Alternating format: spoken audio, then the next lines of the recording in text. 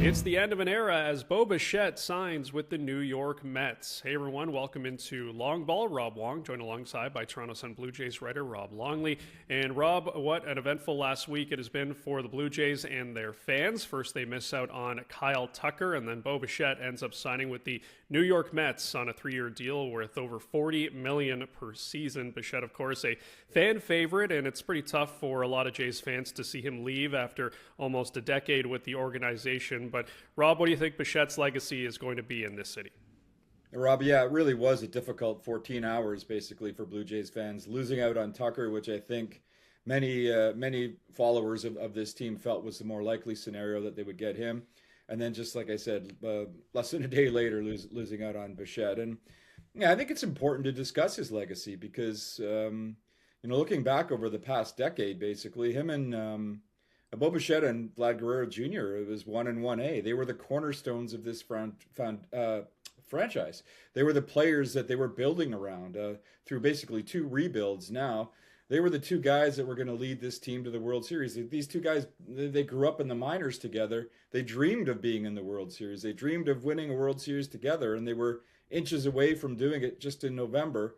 And now half of that equation is gone. And you can debate all you want, which is the more valuable of those two. But as you alluded to, Rob, Bo Bichette has been one of the most consistent hitters in all of baseball over the past 4 or 5 seasons. Take away his 2024 campaign when he struggled and was injured. He's been basically brilliant all around that. And to have him leave, I think, is a big blow to the fan base and to the franchise.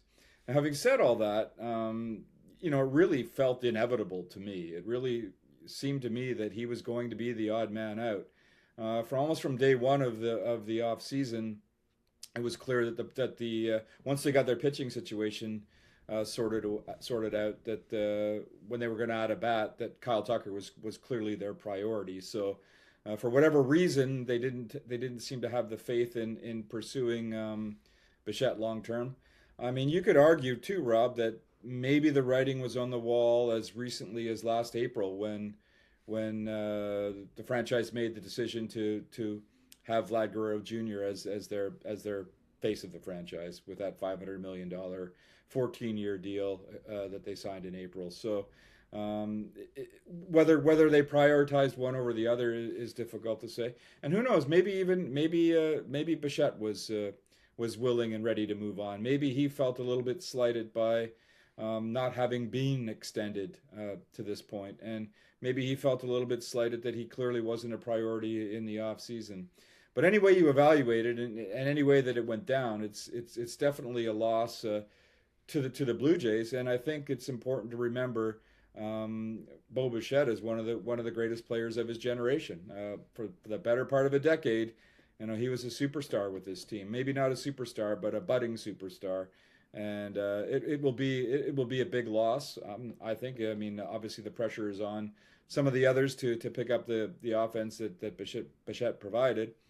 And over Canada Day weekend, when the Mets are scheduled to be at the Rogers Center, I think it'll be probably an emotional return for Bichette, but especially for the fan base.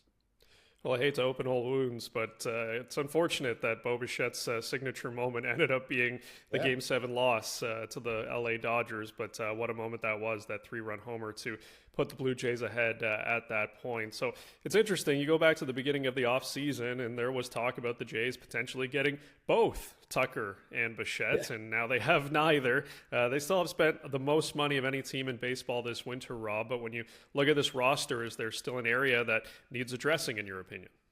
Sure. There's, the area of need is a bat. And I think that was evident from even as they addressed the pitching situation. And they did, let's face it, it seems like ancient history now, but they did a heck of a job shoring up the pitching side of the roster. And I think that you have to evaluate their offseason with that in mind. But there certainly was need for a bat and a productive bat. And that's why Tucker and Bichette were central to that discussion. So how do you make up for that? I think that the options that remain aren't nearly as strong as Bichette or Tucker. So maybe they go into spring training with essentially the roster that they have, and then you have to hope. You have to hope that maybe Anthony Santander can rebound from that terrible season that he had last year.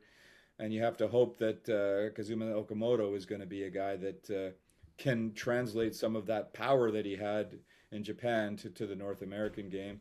And then you have to hope again that the guys that produced for you last season, guys like George Springer and Ernie Clement, can be productive as well, and hope that those weren't just sort of peak seasons for guys like that. So I wouldn't call it a glaring hole, but I think it certainly is a need still, a need for offense, and it'll be interesting to see if General Manager Ross Atkins is able to do anything to address that in now less than a month before spring training opens.